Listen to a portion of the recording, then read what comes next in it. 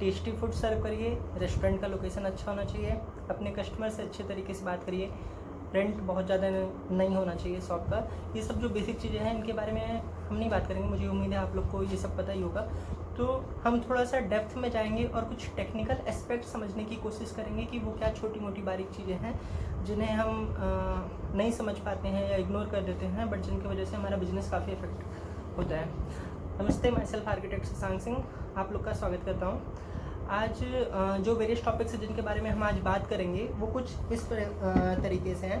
पहला है हमारा visibility, second are you good for restaurant business, तीसरा पॉइंट है एग्जीक्यूशन प्रोसेस, चौथा कुछ रैंडम फैक्ट्स हम बताएंगे, पांचवा how to check you are performing good, ये कैसे चेक करें कि आप अच्छा परफॉर्म कर रहे हो, और छठा पॉइंट हमारा मार्केटिंग रहेगा। ओके, विजिबिलिटी के साथ स्टार्ट करते हैं। क्या होता है कि हम जब कोई नई शॉप लेते हैं तो हम शॉप के सामने खड़े होकर देखते हैं कि हाँ भाई चलो विजिबल है, शॉप अच्छी है, बट हमें क्या करना है कि जो बाइक वाले होते हैं या कार वाले होते हैं उनके पॉइंट ऑफ व्यू से देखना है, क्योंकि ज़्यादा बाइक वाले ही होते हैं ना, पैदल चलने वाले लोग तो कम होते हैं ना। ठीक है, तो अगर कोई इंसान 50-60 की स्पीड पे गाड़ी चला रहा है तो उसका जो आंखों का एंगल होता है देखने का 60-70 डिग्री जैसे एक क्लियर विजन होता है, तो उसमें हमारी शॉप आ पा रही है कि नहीं। तो आप इस बेस पे जज करो कि ये जो व्हीकल वाले जा रहे हैं इनको हमारी शॉप विजिबल हो पा रही है कि नहीं 50-60 की स्पीड पे अगर कोई गाड़ी चला रहा है तो। ठीक है, उसके बाद और भी कई सारे तरीके होते हैं। जैसे मैकडोनल्ड शॉप की बात करेंगे तो रेस्टोरेंट की, उन लोग क्या करते हैं कि जनरली अपने शॉप के रेस्टोरेंट के सामने एक पोल लगा के बड़ा सा M लिखवा देते हैं, तो उससे उनकी विजिबिलिटी बढ़ती है।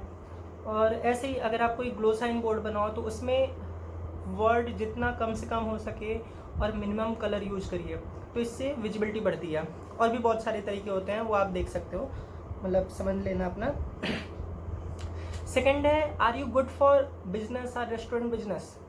ठीक है, ये दोस्तों हम लोग में से कई सारे लोग परेशान रहते हैं कि बिजनेस करें या जॉब करें, थोड़ा सा डिफिकल्ट होता है डिसाइड करना। तो एक बहुत सिंपल सा फॉर्मूला है, उसको आप चाहो तो अप्लाई कर सकते हो।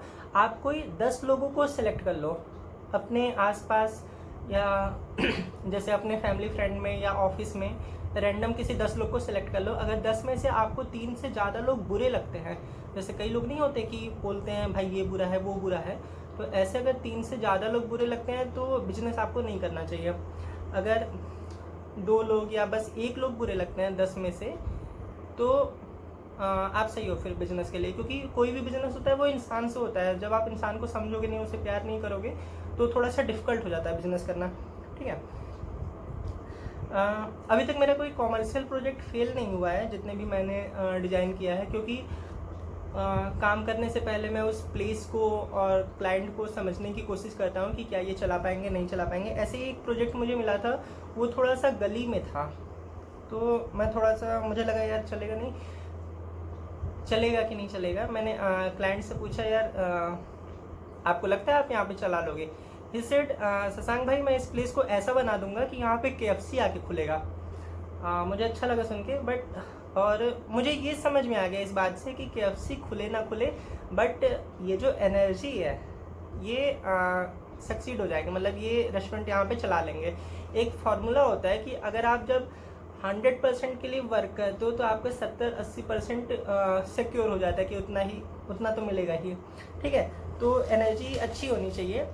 और इसके बाद हम आएंगे एग्जीक्यूशन प्रोसेस पे।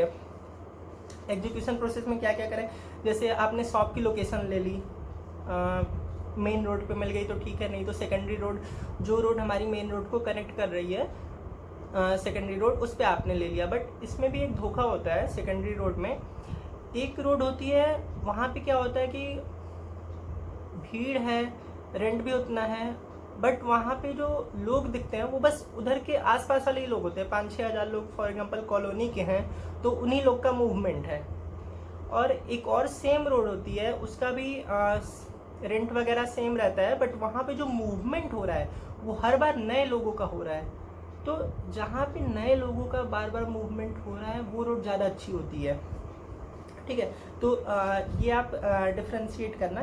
ठीक है, और सेकंड है कि जब आप शॉप अपने स्टार्ट करो, ठीक है, काम वहाँ पे काम लगाओ, स्टार्ट करो, तो अपने अगल बगल के 10-15 लोग जो शॉप वाले हैं उनको बहुत ज़्यादा डिटेल में बताने की ज़रूरत नहीं है कि हम ये काम करने जा रहे हैं, ये ऐसे करेंगे, यहाँ पे बोर्ड लगाएंगे।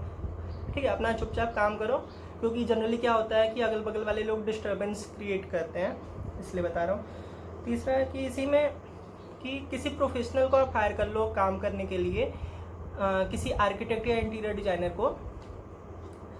मैंने एक प्रोजेक्ट किया था गोवा में, वहाँ पे मेरा डिजाइनिंग का वर्क था, डिजाइनिंग प्लस सुपरविजन का था। ठीक है, मैंने जो कैलकुलेट किया था अराउंड 15 लाख का बजट जा रहा था मेरे अकॉर्डिंग, बट वो क्लाइंट खुद से कराया उस काम को, तो उसका 23 लाख के अराउंड बजट चला गया। तो ऐसा कोई ज़रूरी नहीं कि आप किसी प्रोफेशनल से कराओ तो आपका कॉस्ट बहुत ज़्यादा या पैसे बहुत ज़्यादा लग जाएंगे। जो लोग रेगुलर काम करते रहते हैं उन्हें एक आइडिया होता है काम करने का। ठीक है, उसके बाद आपने चलिए आर्किटेक्ट हायर कर लिया, उसके बाद ये कैसे डिसाइड करें कि इंटीरियर में कितना पैसा लगाएं। ठीक है, ये आप ऐसे देख सकते हो कि आपके जो फूड का रेट है, जो मेनू है आपका, उसका जो रेट है उसके बेस पे आप जज कर सकते हो। फॉर एग्जांपल आप कहीं पे जाते हो खाना खाने के लिए कहीं भी, तो अगर आपका 1,500-2 हज़ार का बिल आता है तो आप उसके अकॉर्डिंग वहाँ का एम्बियंस एक्सपेक्ट करते हो कि यार ऐसा एम्बियंस होना चाहिए, या ऐसी चेयर होनी चाहिए, कंफर्टेबल टेबल होना चाहिए। ठीक है, तो उस रेट पे आप डिसाइड कर सकते हो। एक आइडिया दे रहा हूँ, और भी बहुत सारी चीज़ होती हैं। ठीक है, कुछ रैंडम फैक्ट्स बताऊंगा तेज़ी से, जल्दी जल्दी। ठीक है, एक जैसे अपने स्टाफ को आप चेंज मत करो बार बार। ठीक है, आपके जो क्लाइंट हैं, स्टाफ है, उनके बीच में रिलेशन बनने दो, एक दूसरे को पहचानने दो, वो अच्छा होता है। उसके बाद जो आपका मैनेजर है उसको आप अगर हमेशा बैठ रहे हो शॉप पे तब तो ठीक है, अगर नहीं बैठ रहे हो तो उसको सैलरी प्लस कुछ परसेंटेज पे रखिए मैनेजर को, तो वो बेनिफिशियल होता है। ठीक है, फास्ट सर्विस अच्छी रखिए, वो ज़रूरी होता है, कोई वेट करना नहीं चाहता ज़्यादा देर तक। और जब आप डिज़ाइन करवाओ ना, तो एक वॉल अपने आर्किटेक्ट से बोल के एक कोई वॉल ऐसी छुड़वा दो जहाँ पे आप जिसको आप हर 6 महीने या साल भर पे चेंज कर सकते हो। बहुत कॉस्टली नहीं है, इसमें आप जैसे वॉलपेपर ही कुछ भी चेंज कर सकते हो, बट एक फ्रेम टाइप में या कुछ एक वॉल आप ऐसा रख लो जिसको आप चेंज करो, चेंज होता रहता है ना, तो कस्टमर को भी अच्छा लगता है। ठीक है, उसके बाद don't look from your point of perspective, सिर्फ अपने अकॉर्डिंग मत सोचिए कि मुझे ये पसंद है तो मुझे ये काम करना है। ठीक है, जब आप कोई भी बिजनेस करते हो तो हमेशा आपको कस्टमर के पॉइंट ऑफ पर्सपेक्टिव से सोचना है कि कस्टमर को क्या पसंद आएगा, क्या नहीं पसंद आएगा। इसलिए कोई भी आप काम करो तो 4-5 लोगों से राय लेके करो। ठीक है, उसके बाद पार्टनर बहुत ज़्यादा मत रखो, अगर 2 रख लो, 2 से ज़्यादा तो बिल्कुल मत रखना। ठीक है, उसके बाद जैसे कई लोग हमें बताते हैं कि भाई थोड़े से स्टार्ट करो, उसके बाद जब थोड़ा सा काम बढ़ जाए तो आप उसमें और इन्वेस्टमेंट कर दो। बट ये जो फॉर्मूला होता है ये हर जगह नहीं अप्लाई हो पाता है।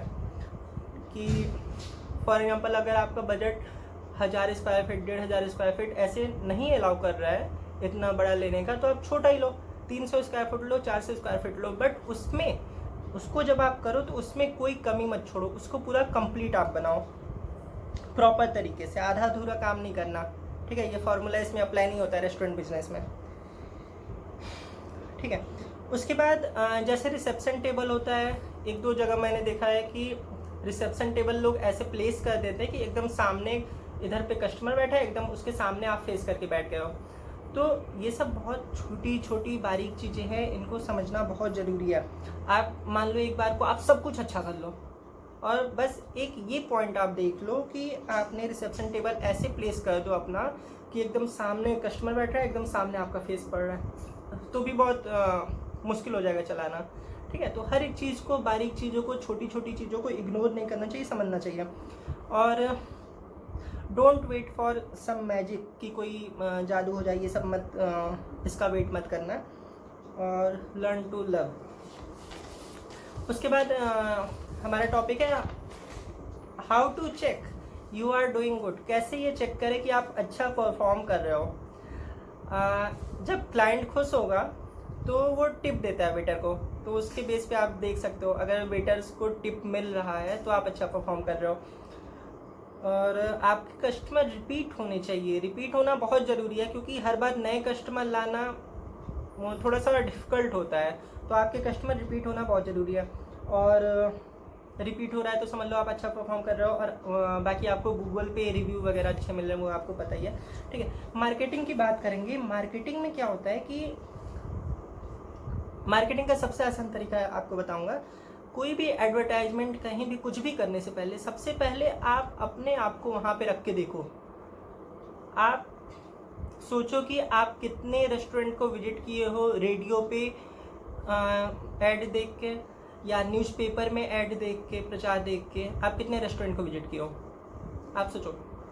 और उसके अकॉर्डिंग आप अपना वर्क करो, आप पैसे लगाओ। हमें क्या लगता है कि यार यहाँ पे ऐड दे देंगे, यहाँ पे प्रचार कर देंगे, यहाँ से 100-150 लोग आ जाएंगे, इस कॉलेज से 400 लोग आ जाएंगे। ऐसा नहीं होता है, ठीक है। आप जब अपने आप को उसके जगह पे रखोगे तो आपको उसके पॉइंट समझ में आएंगे कि और उसमें क्या करना पड़ेगा कि हमारे कस्टमर अट्रैक्ट हों, ठीक है। और वैसे फेसबुक व्हाट्सएप एडवर्टाइजमेंट ये थोड़ा सा बेटर होता है। उसके बाद इस तरीके से प्रचार करिए कि आपको अपना प्रचार नहीं करना पड़े, लोग खुद आपका प्रचार करें। तो ये भी थोड़ा सा टेक्निकल है। इसका एक एग्जांपल ये है कि आप जैसे सेल्फी जोन क्रिएट कर दो अपने रेस्टोरेंट पे, अगर स्पेस अलाउ कर रही है तो एक सेल्फी जोन बना लिए, तो लोग फ़ोटो क्लिक कर करके इधर उधर पे डाल रहे हैं सोशल मीडिया साइट्स पे, तो वो आप प्रचार नहीं कर रहे हो, लोग आपका प्रचार कर रहे हैं, ठीक है, वो बेटर है। उसके बाद कई सारे लोग क्या करते हैं कि लीफलेट बंटवाते हैं, इधर उधर पे लीफलेट बंटवाए, बट उसका भी तरीका होता है। जैसे मैंने जितने भी लीफलेट देखे हैं उसमें क्या होता है कि ऊपर रेस्टोरेंट का नाम लिख दिया, नीचे एड्रेस लिख दिया और बीच में सारे अपने मेनू भर दिए कि ये है, ये है, ये है, इसका रेट ये है, ये है। देखो ये नहीं करना है। आप थोड़ा सा अलग तरीके से काम करिए जो बाकी लोग कर रहे हैं। ऊपर आपने नेम लिख दिया रेस्टोरेंट का, नीचे एड्रेस लिख दिया और बीच में आप कुछ ऐसा लिख दो कि जिससे उसके दिमाग में क्वेश्चन मार्क क्रिएट हो जाए। 1 लाइन या 2 लाइन में कुछ ऐसा सिंपल सा लिखो कि उसके दिमाग में, क्लाइंट के दिमाग में क्वेश्चन मार्क क्रिएट हो जाए जब वो लीफलेट उसे मिले, और उसके बाद उसका सॉल्यूशन उसे जब वो रेस्टोरेंट आए तब मिले। ये हो सकता है, कोई कठिन चीज़ नहीं है, ठीक है। तो ऐसी बहुत चीज़ें टेक्निक्स है, आप ट्राई करो। उम्मीद है ये वीडियो आपको थोड़ी हेल्पफुल होगी, थोड़ी मदद करेगी। अपना समय देने के लिए धन्यवाद। चलिए, थैंक यू, जय हिंद।